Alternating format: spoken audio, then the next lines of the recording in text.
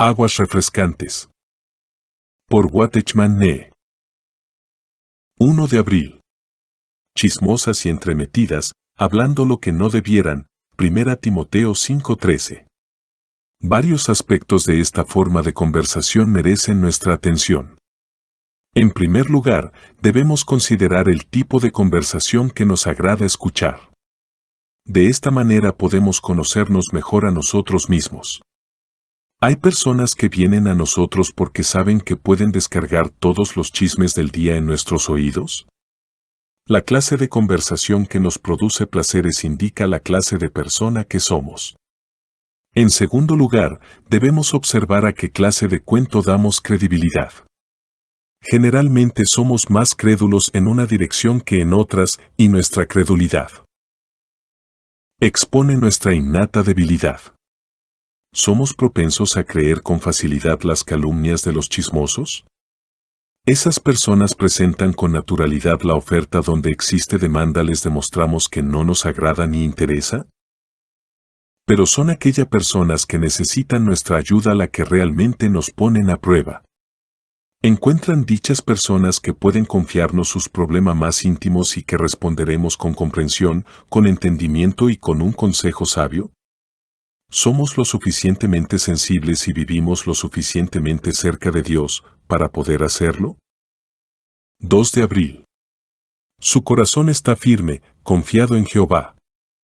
Asegurado está su corazón. Salmos 112:7, 8. Desde el principio hasta el fin la vida cristiana es una travesía de fe. Por medio de ella entramos a la posesión de una nueva vida, y por medio de ella caminamos en esa nueva vida. Vivimos por fe y no por gozo.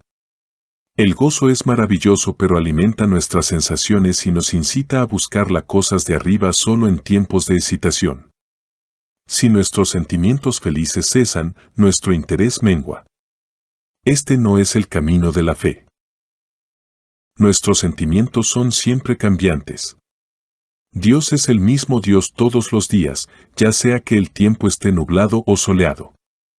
¿Estamos confiando en nuestros oscilantes sentimientos o está anclada nuestra fe en el único ser inmutable? 3 de abril. Que habite Cristo por la fe en vuestros corazones. Efesios 3:17. La vida del creyente tiene una semejanza con el antiguo tabernáculo de Dios. En él, el atrio es un lugar de intensa actividad, mientras que el interior del santuario es un lugar de quietud. Para preparar los muchos sacrificios era necesaria la actividad de un gran número de levitas que llenaban el atrio de la mañana hasta el atardecer. En el lugar santísimo no había un solo hombre. Las cortinas de acceso al atrio constantemente se abrían para permitir la entrada o salida de las personas.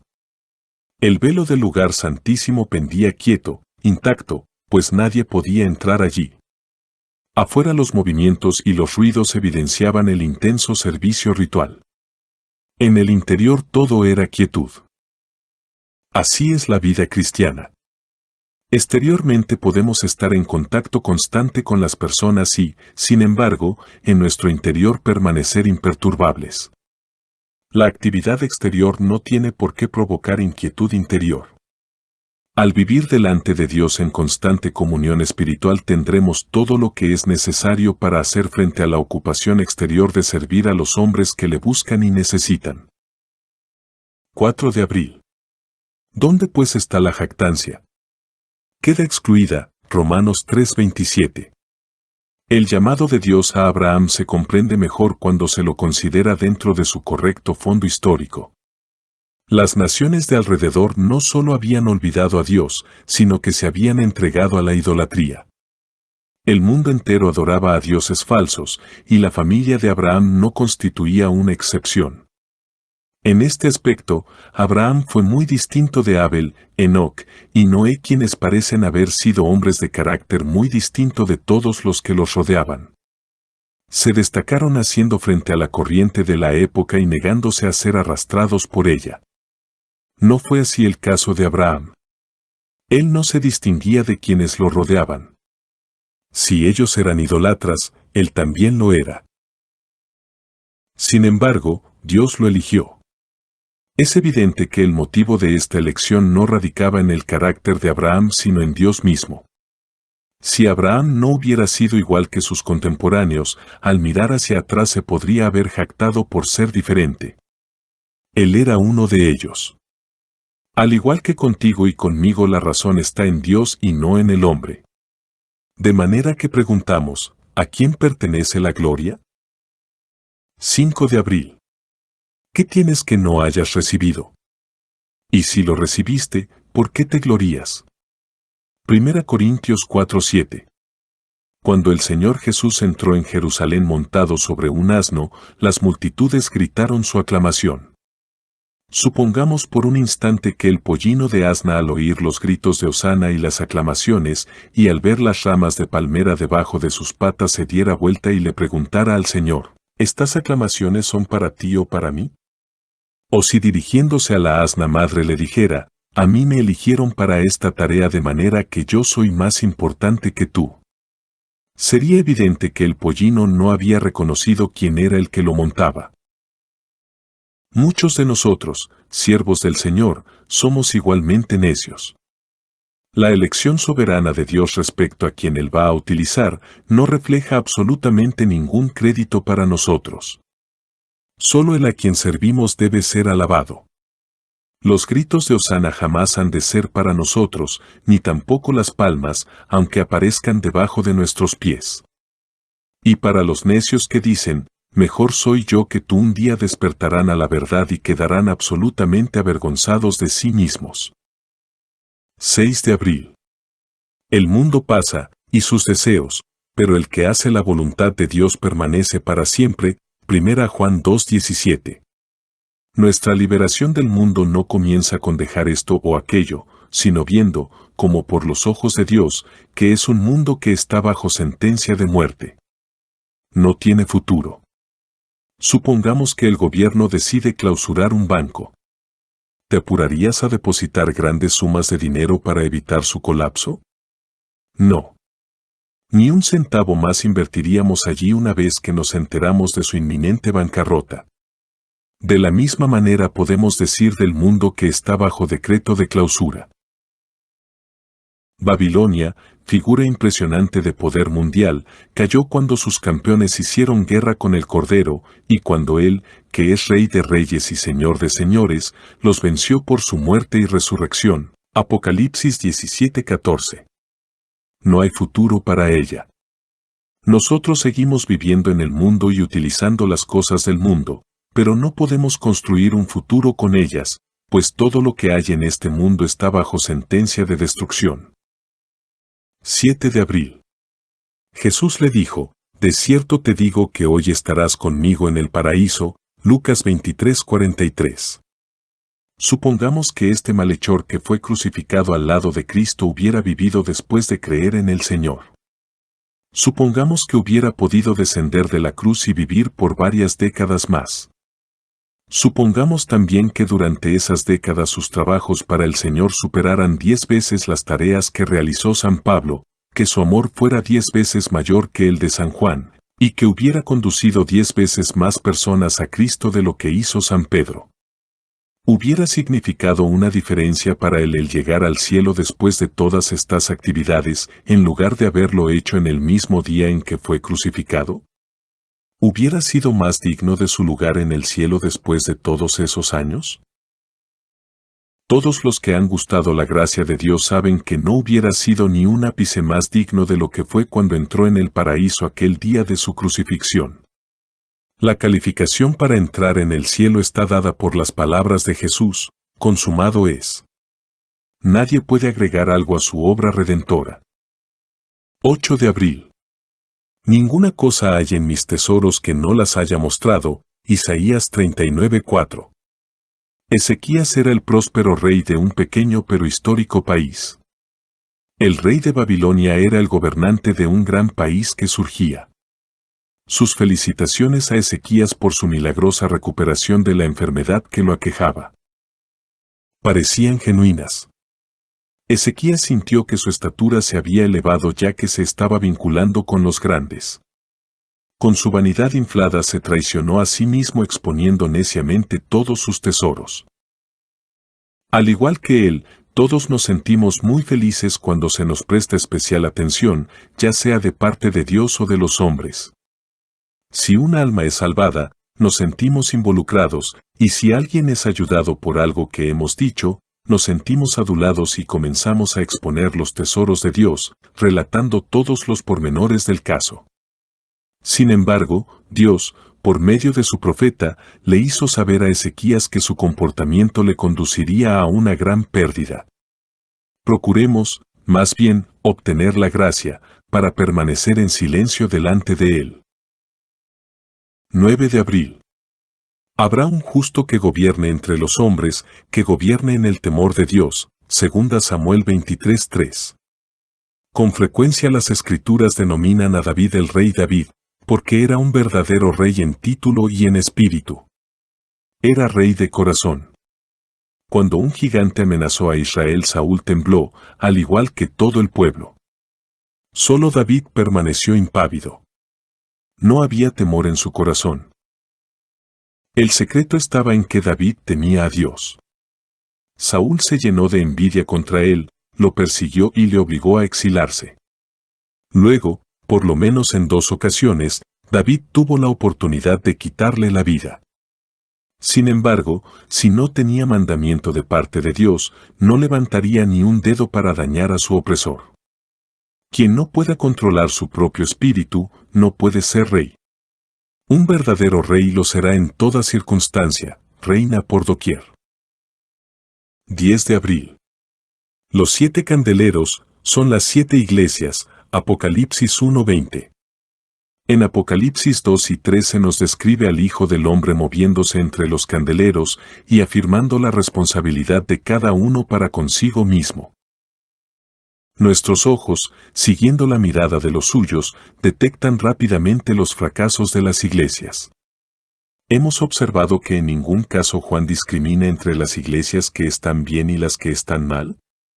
A pesar de todas sus faltas, él las describe como el Señor aún las ve, a saber, 7 candeleros de oro, 7 luces que son totalmente de oro. Lo que Dios está haciendo a través de los hombres es eterno, no tan solo algo para 20 o 30 años. Dios mismo abandonará lo que tiene en mente por la misma razón de que Él nunca cambia. Una persona que no puede adquirir perlas genuinas compra perlas de pasta y las usa sabiendo que son de imitación, pero para la persona que posee perlas genuinas, no hay tal cosa como perlas de imitación. Para ella no hay perlas genuinas y perlas falsas. Solo existen perlas. 11 de abril. Le puso por nombre Moisés, diciendo, porque de las aguas lo saqué, Éxodo 2:10.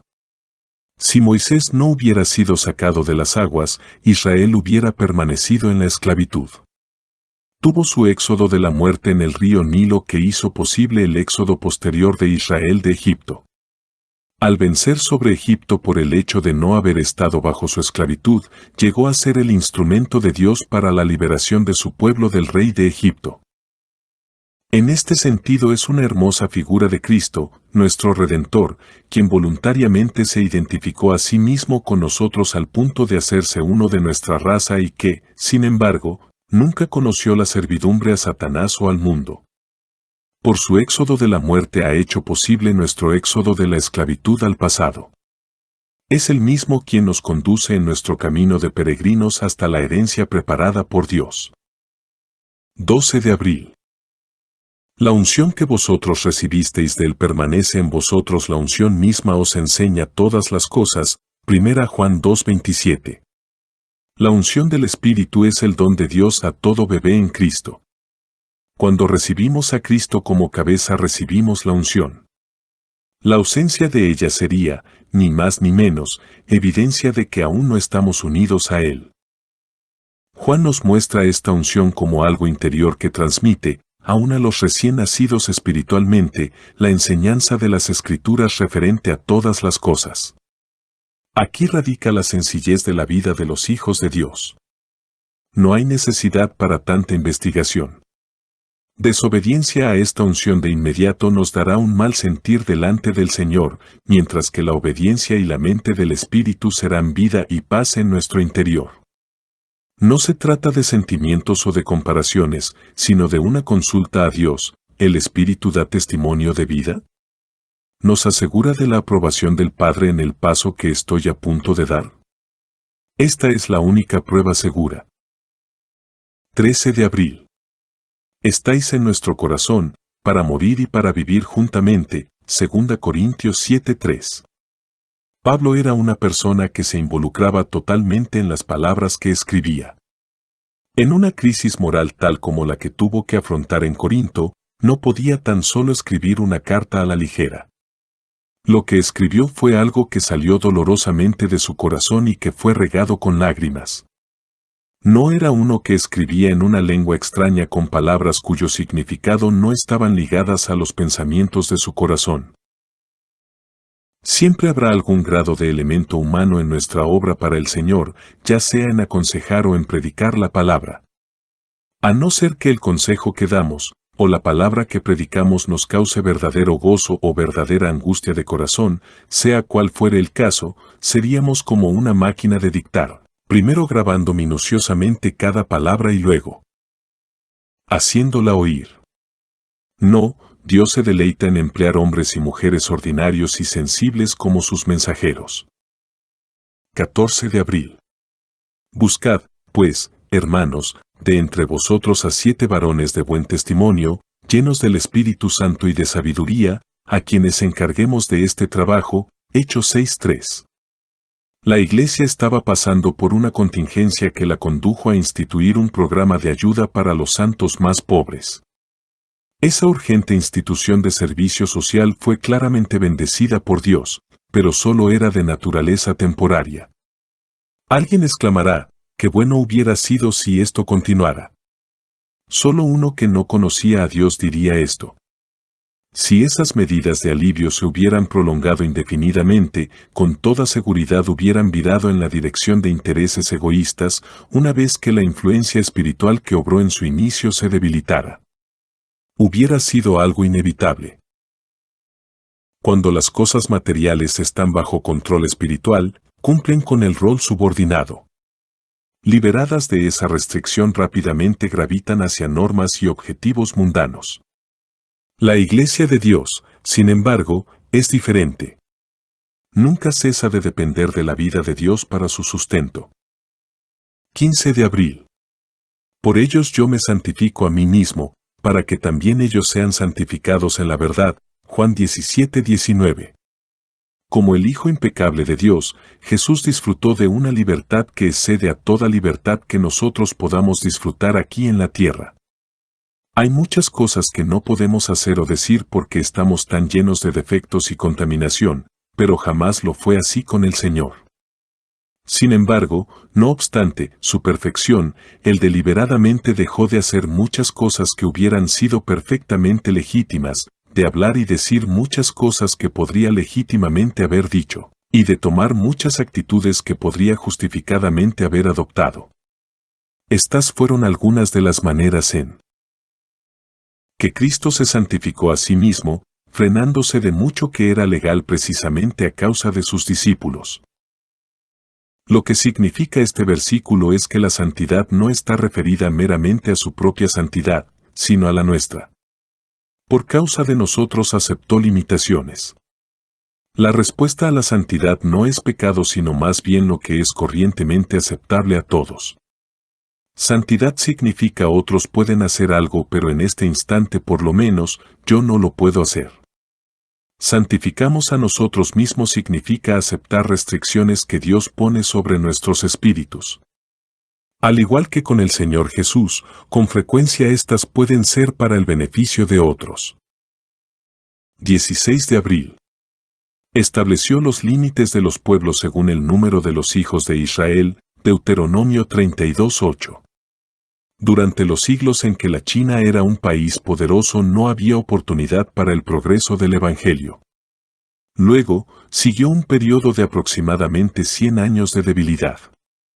En su sabiduría Dios ordenó esta situación para la edificación de la Iglesia.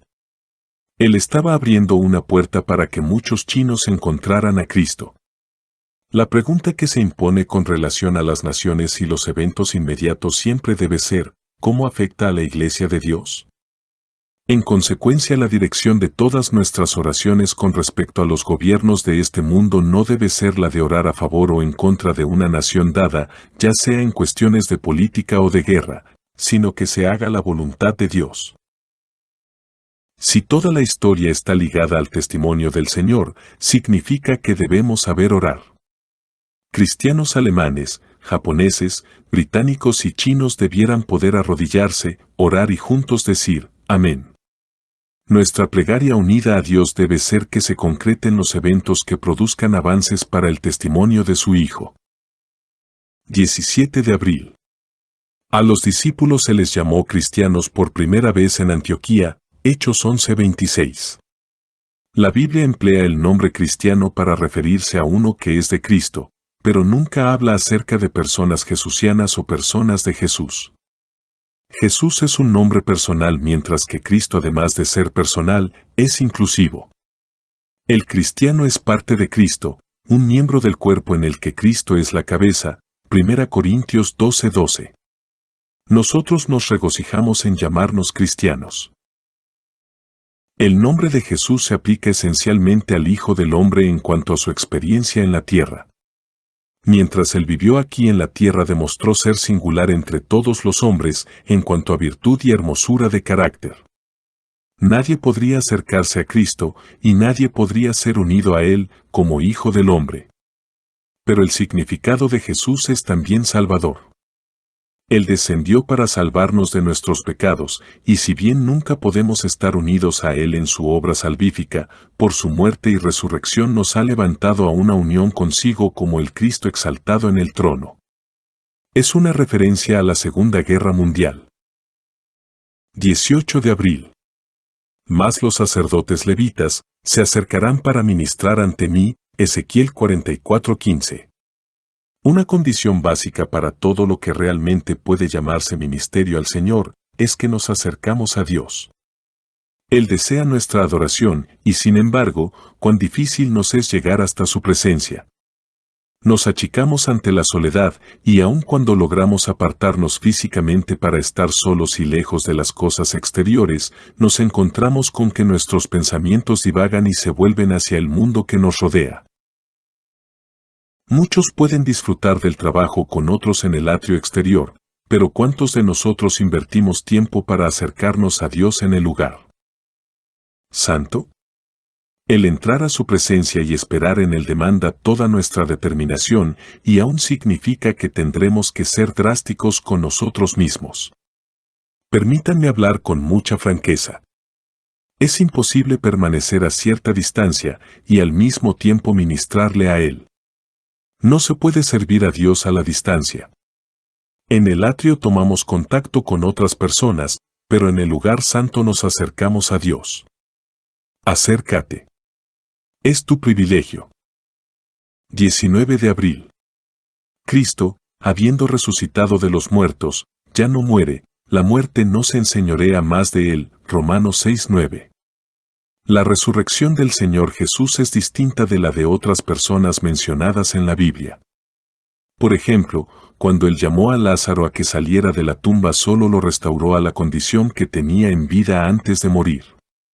Todavía estaba atado con las mortajas, y hasta que no fue desligado de ellas no podía caminar libremente. Cuando Pedro y Juan corrieron hacia la tumba de Jesús y entraron, vieron los lienzos mortuorios y el sudario enrollado en un lugar aparte, sin el cuerpo de Jesús. En contraste con la experiencia de Lázaro, el Señor salió libremente de las ataduras del ropaje mortuorio. Nada, absolutamente nada, podría ya restringir su acción. Antes de su resurrección, Cristo también estaba sujeto a limitaciones humanas. Después de ella actuó en completa libertad. La muerte no lo pudo detener. Ya resucitado, nada lo puede detener. 20 de abril. Jesucristo es el mismo ayer, y hoy, y por los siglos. Hebreos 13:8. Hay una característica notable en la realidad espiritual y es que el tiempo no le hace marcas. El instante en que tocamos esa realidad, el factor tiempo se desvanece. Tomemos, por ejemplo, la profecía. Desde el punto de vista humano la profecía existe, pero desde el punto de vista divino tal cosa no existe. Nuestro Señor dice que Él es el primero y el postrero, el alfa y la omega. Sin embargo, recordemos que es ambas cosas al mismo tiempo. No se trata de que haya sido el principio en el pasado y será el fin en el futuro, sino que Él es ambas cosas simultáneamente. No ha sido alfa por un tiempo y luego se transformará en omega. Él es el alfa y la omega desde la eternidad y hasta la eternidad. Por supuesto que a la vista humana no es la omega hasta que se manifieste como tal, pero a la vista de Dios es la omega ahora. Para mí el yo de ayer difiere del yo de hoy, y el yo de hoy difiere del yo de mañana. Jesucristo es el eterno, yo soy. 21 de abril. El gozo de Jehová es vuestra fortaleza, Nehemías 8:10. La peor clase de vida que podemos vivir es aquella que podemos llamar de reacciones, en la cual estamos afectados permanentemente por las personas y las experiencias que nos rodean. Cuando nosotros hablamos y alguien responde cálidamente a nuestras palabras, entonces estamos llenos de gozo, pero cuando nuestro mensaje no es bien recibido sentimos todo lo opuesto. Si somos afectados por las circunstancias con tanta facilidad, inevitablemente estaremos viviendo una vida de altibajos. No quisiera ser malentendido, es natural sentir las cosas profundamente, pero aquel que es gobernado por tales sentimientos siempre estará carente de fuerza divina. Cuando perdemos el gozo nuestra fuerza se disipa.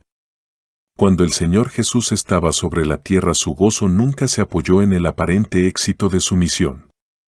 En efecto, su gozo nunca pudo ser atribuido a algo exterior sino solo a su firme perseverancia en cumplir con la voluntad del Padre, el gozo puesto delante de él, 12:2. Gracias a Dios nosotros no tenemos que tratar de copiar a Jesús sino solo mantener la vista fija en su meta. Su gozo es el nuestro por el Espíritu Santo.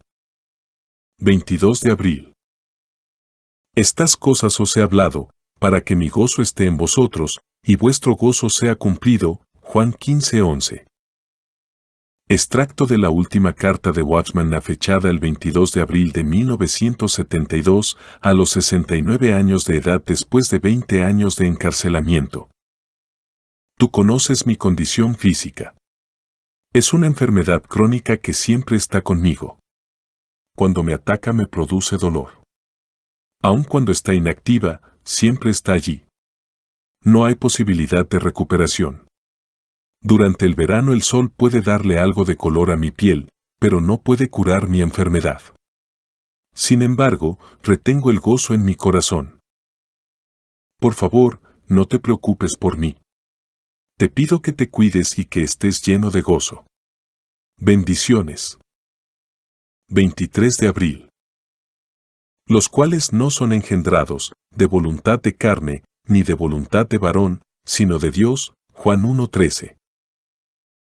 La frase que se repite varias veces en Génesis capítulo 1 y que dice, según su género, o, por sus especies, representa a una ley de reproducción que gobierna toda la esfera de la naturaleza biológica. Sin embargo, no gobierna la esfera espiritual.